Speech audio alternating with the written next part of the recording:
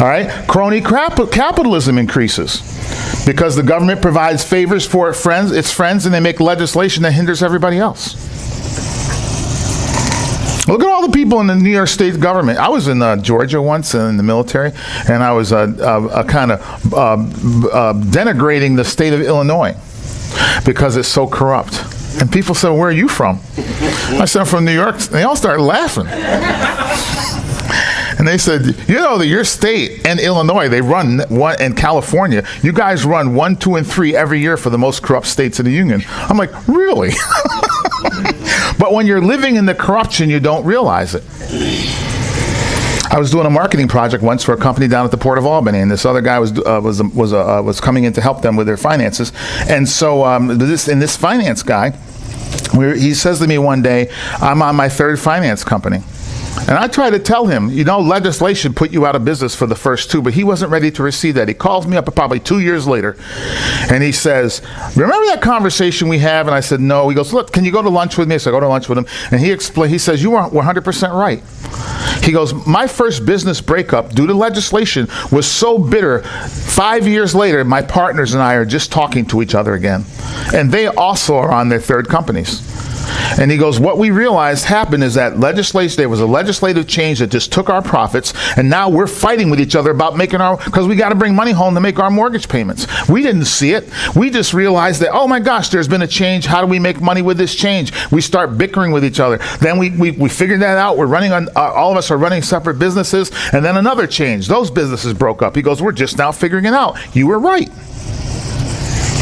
All right, got those? Let's move on. What are the outcomes when the government controls GDP? Genesis 47:16 through 17 says, "And Joseph answered, 'Give your livestock, and I will give you food in exchange for your livestock.'" Now, Joseph and Pharaoh are patriots. They're doing this for a good reason. The challenge is that an evil person is going to come along and take it over and ruin it all. If your money is gone, so verse 17, "So they brought their livestock to Joseph, and Joseph gave them food in exchange for the horses, the flock." You don't have a horse, you can't plow your land. "The horse, the herd, you can't travel. The herds and the donkeys, he supplied them with food in exchange for all their livestock that year." Now, government controls GDP. What happens? Government has access and can determine what types of food are going to get onto the market. Government can determine what additives are going to be approved and rejected. Government, when products are approved they can time when products are approved for the marketplace. They don't like your business, they can just time you out of business. They can control the distribution channels, right? They took everybody's horse, so horses pulling the carts.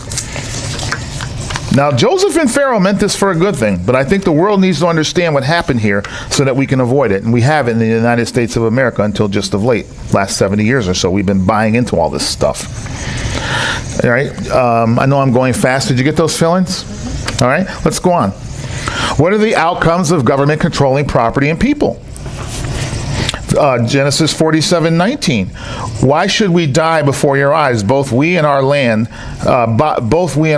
Buy us and our land for food, and we and our land will be your servants to Pharaoh. Give us seed that we may live and not die." They could have collected their own seed, right? They were all growing stuff the previous years, but nobody told them to, so they didn't. All right? Isn't that what we do? We trust these people to help us, and so we sit around and wait for them. I think when it comes to our government, we need to take the attitude it's better to ask for forgiveness than permission.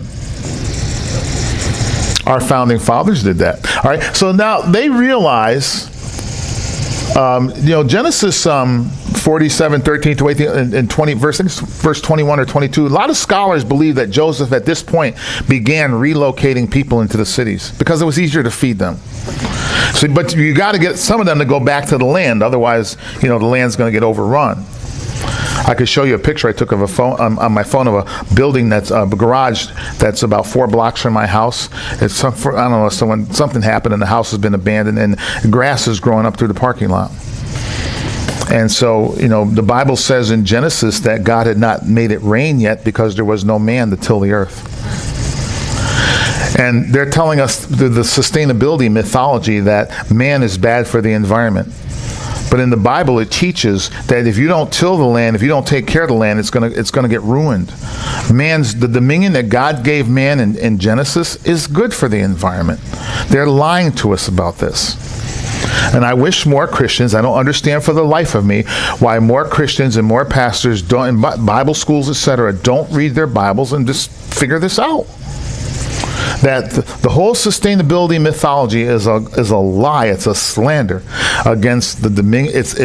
Against the dominion that God gave man over the earth, which He says in Genesis is good.